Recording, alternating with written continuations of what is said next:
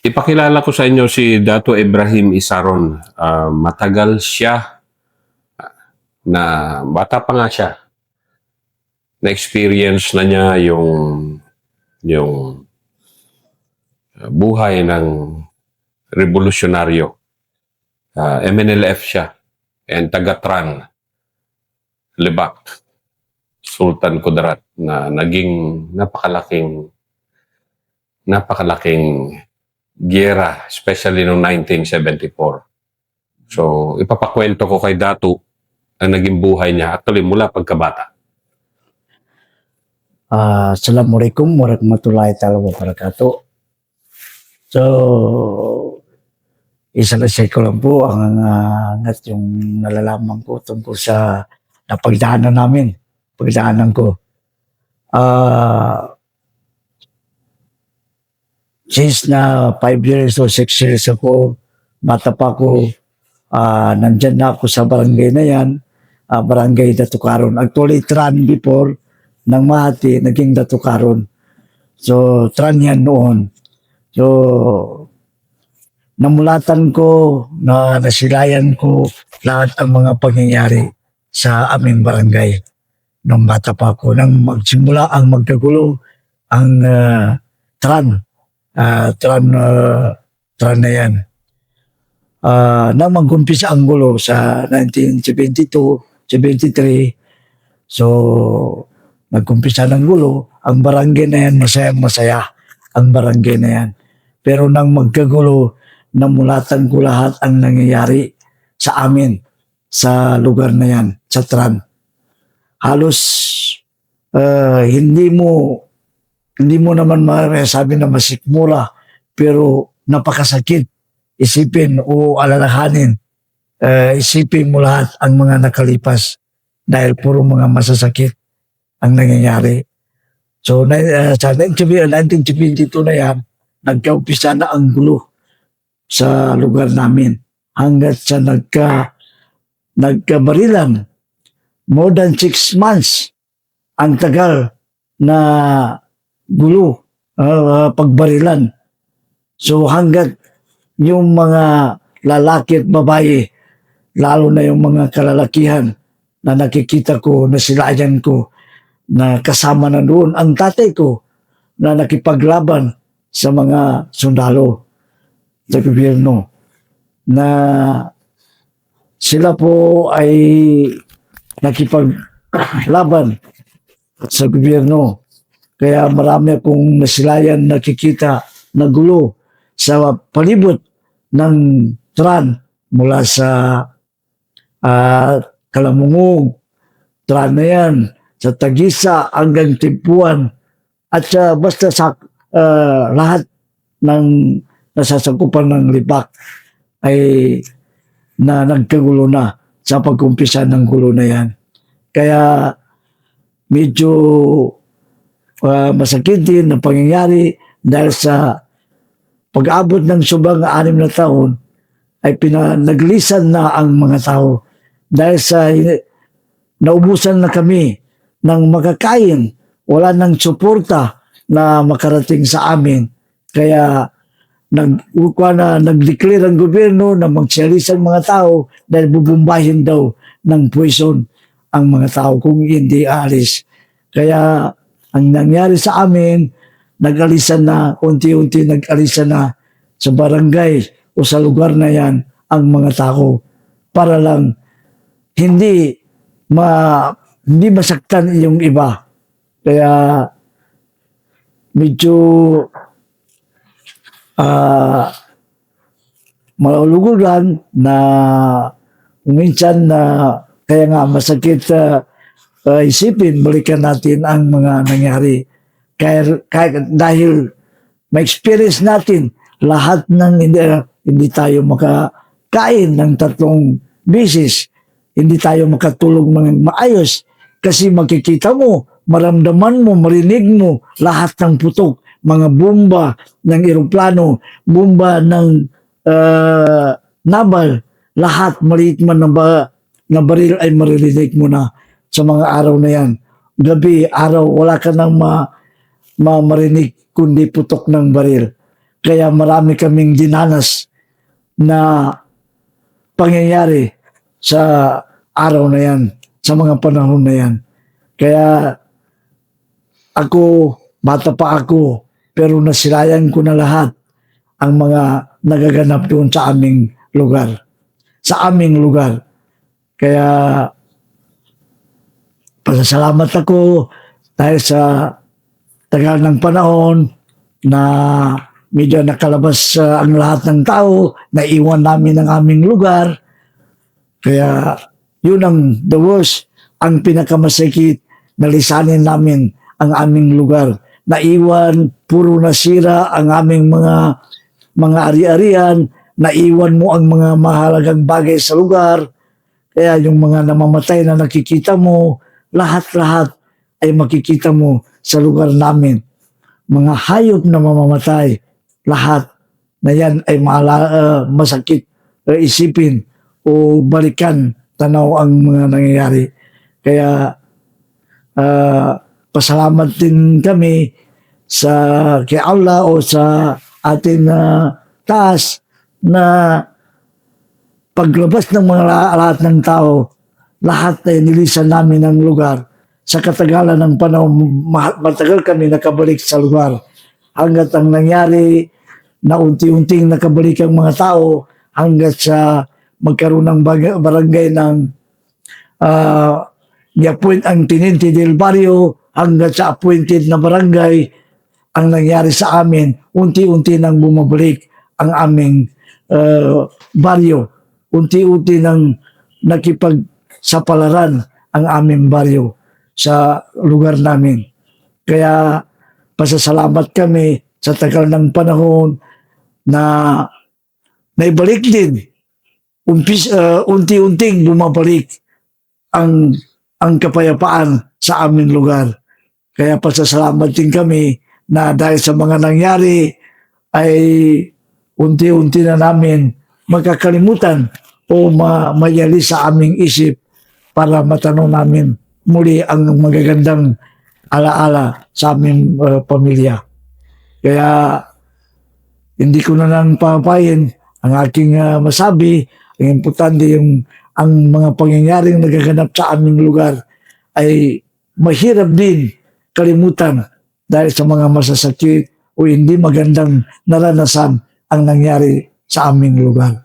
Dato, pwede mo bang ikwento bakit Tran ang napili ng MNLF na base? Actually, ang Tran ay naging umpisahan ng gulo dahil nandyan nakabase o nakadaong yung lahat ng suporta o yung armas ng MNLF. Kaya dyan naging umpisa ng gulo. Kaya dyan nag-umpisa ang gulo. Dahil ang baril, lahat ng armas ay nandyan sa Tran. Kaya naging natawag na Tran battle. Kasi yan nag-umpisa ang mga baril na nakadaong. Yung father mo nakasama sa giyera sa Tran. Opo, natamaan ba yan sa ulo? Ikwento mo nga Dato, paano nangyari yun? Kasi 1974 yon, 1974. 72, 73. Yan, tuloy-tuloy na kasi yan eh. 6 months yan eh. 6 months nagkagulo yan, barilan. So after that 6 months, unti-unti nang lumalabas kami. Nakasama kami yan sa Naval, sinakay. Tapos yung mga lahat ng mga malalaki, kaya pa niyang mag-survive, nakipagsapalaran na yung iba. Pero yung father mo noon, ikwento mo nga naging buhay ng father mo yung mga panahon na yon? Actually, yung tatay ko, isa rin siyang commander. Naging leader siya. Dahil sila man yung mga, lalo na yung sabi nila ng mga karon, na naging leader dyan sa aming lugar. Ang tatay ko yan,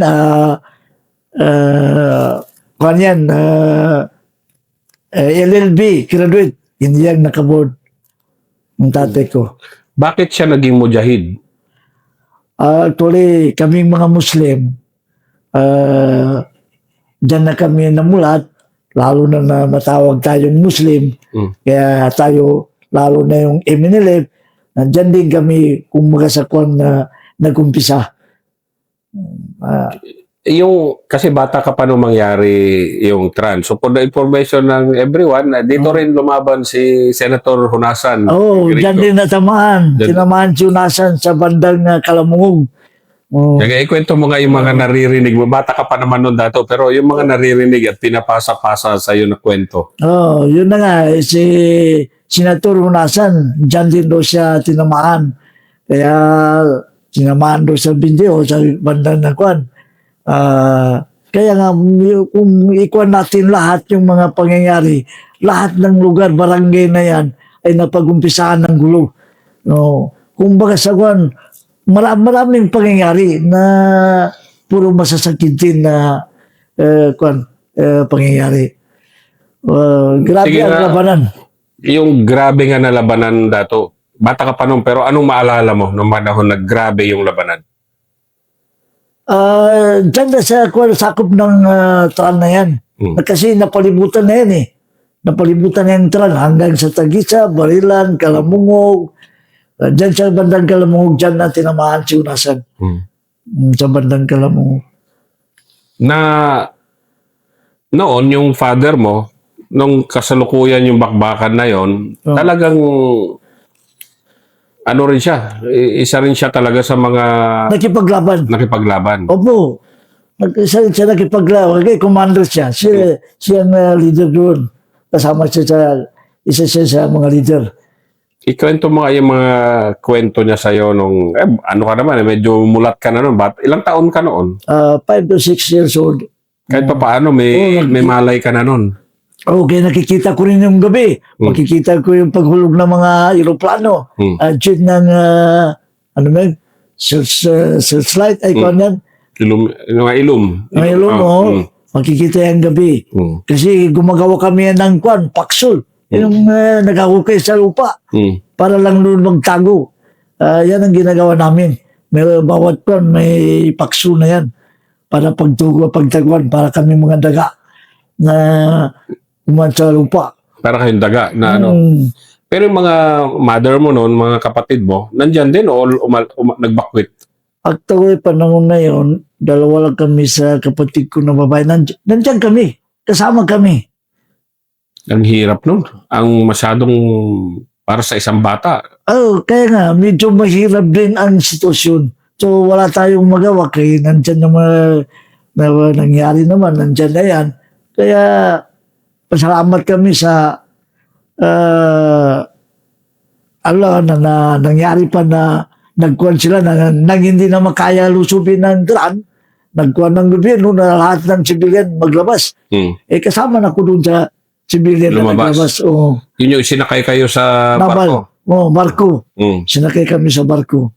Yun ang naging solusyon kasi noon, di ba? Yun ang solusyon. So lahat ng mga makakaya pa, makipag-survive, na hindi na sumama, nagkipagsapalaran na sa paglakad.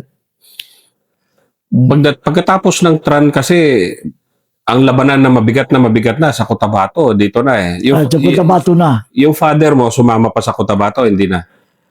Actually, yung father ko, kasi parang the-police naman yung Splinter ang tumama sa 79, Splinter. So, kaya pa rin niya magsama. Kasi hindi lang sila doon ang focus nila sa tran battle. Kasi kahit saan, nagsama sila. Ganon. Opo. Kasi ilang daan sila noon. Ang dami nila noon, di ba? Marami. Kasi nangyari, yung bagsakan kasi ng baril, dyan sa tran, nangyari kaya medyo malakas ang kwan, kasi doon ang bagsakan ng mga armas, bala, doon. Grabe, no, na matagal na panahon yung Mabot ng suba 6 months ang labanan. Opo. Paano kayo nag-survive ng gano'n na araw-araw yung sige nga, ikwento mo nga dato. Yung sabi mo kanina, yung mga mapapait na karanasan nyo doon. Yun na nga, yung mga mapapait na karanasan, makikita mo yung matamaan, mga magulang, mga parinti mo, mga kuwan na matamaan, mamatay. Yun lang, mapahinga na yung mga ibang tao na makaranas ng gutom. Kasi matagal na kwan, gutom na eh. Ang mangyari, wala masyado papasok na suporta eh. Wala mong sabi na ngayon na kung may gulo, may ayuda. Wala noon. Wala noon. Wala ayuda doon sa panahon na yun. Yun pala yung noon. So, paano kayo nag-survive? Sa ako nila, basta makakain lang kahit ano, makakain mo man yung mga niyog na yan. Di ko lang alam ba kung bakit na kung pa rin, makakaya pa rin sa 6 na buwan na nag-survive. Anong pinaglalaban ba ni father mo noon? Pinaglalaban nila noong mga panahon na yun? Prinsipyo lang man siguro. Ano yung prinsipyo na yun? Siguro dahil sa iminilip, kung ano tayo, kung magasakuan na hindi man tayo masyado kuan, kung ano man yung pinaglalaban ng iminilip, o mga Muslim, actually hindi naman nasabi na lahat ng Muslim, pinaglalaban may tama man. Pero yung kung magasakuan na walang siya ba, yung prinsipyo na gusto lang natin na kung sa iminilip, na paano natin mapakon yung hindi naman sabi na bakit naglaban kayo, di ko ba ng gobyerno kung magsimba kayo, kinakuha ba kayo, hindi naman ganun. At sa pinaglalaban lang ng kwan, hindi ko lang masyado concert.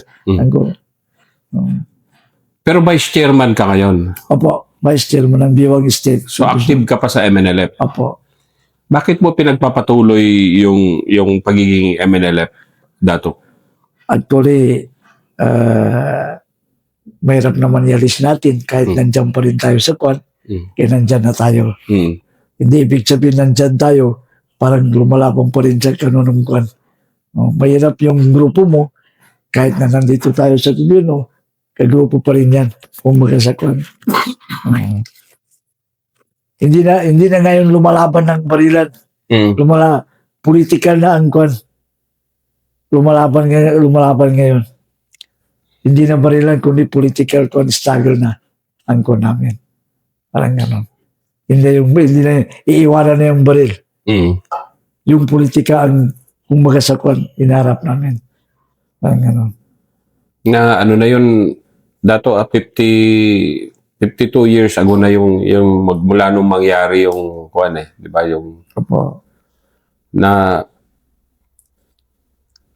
yung father mo namatay din sa giyera o Namatay sa gira. mga anong taon yun?